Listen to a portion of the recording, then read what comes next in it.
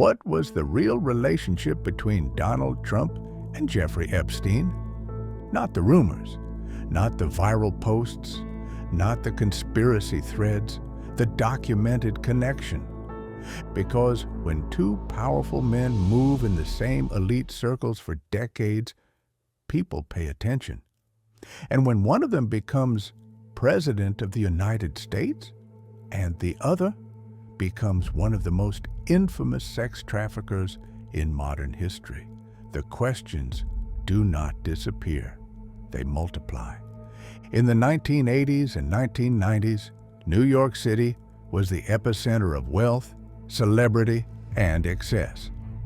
Donald Trump was already a well-known real estate developer, building luxury properties, cultivating media attention, appearing in tabloids, and attending high-profile events.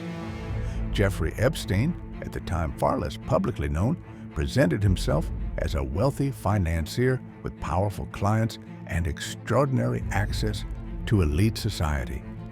Epstein carefully embedded himself into influential circles. He associated with politicians, academics, billionaires, and even members of royalty.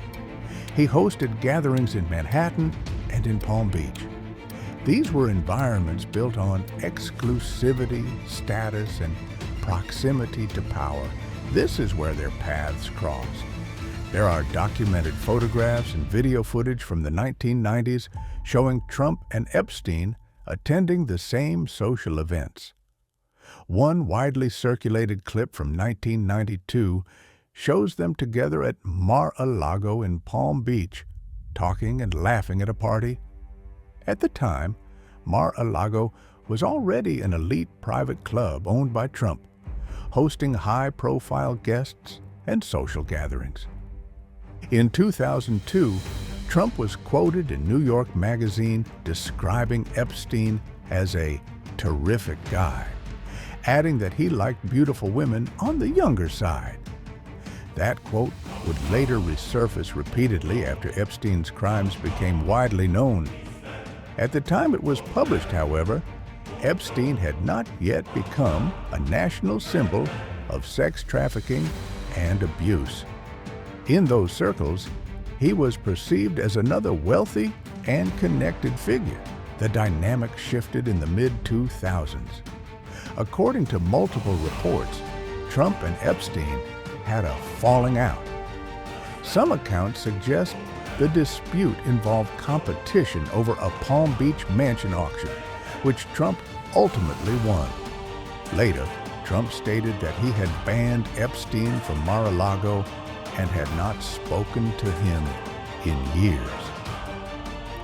In 2008, Epstein pleaded guilty in Florida to state charges involving solicitation of prostitution with a minor. The plea deal he received was widely criticized as lenient. He served jail time under controversial conditions.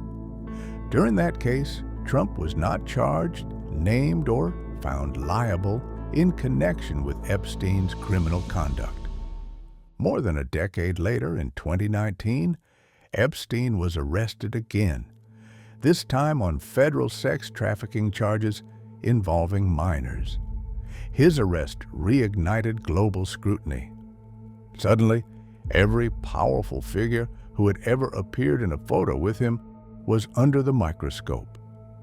When asked about Epstein after the 2019 arrest, Trump stated publicly that he was not a fan and that he had not spoken to him in approximately 15 years.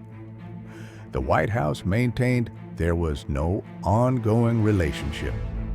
It is important to separate documented association from legal implication. The documented record shows that Trump and Epstein moved in overlapping social circles during the 1990s. They were photographed together. Trump once spoke positively about him. They reportedly had a falling out. Trump was never charged in Epstein's criminal cases, and no court has found him liable in connection with Epstein's trafficking operation. Beyond those facts, much of the discussion moves into speculation. Jeffrey Epstein's influence was built on proximity. He surrounded himself with high-status individuals. His power came not from holding public office, but from access. He donated to institutions, cultivated academics, entertained elites, and positioned himself near centers of influence. That proximity created optics that would later raise uncomfortable questions. In August 2019, Epstein died in a Manhattan federal jail while awaiting trial. His death was officially ruled a suicide. However, the circumstances surrounding it fueled widespread skepticism and conspiracy theories across the political spectrum. Broken cameras, procedural failures, and unanswered questions intensified public suspicion. With Epstein gone, many hoped-for testimonies and potential revelations would never take place. And when questions remain unanswered, narratives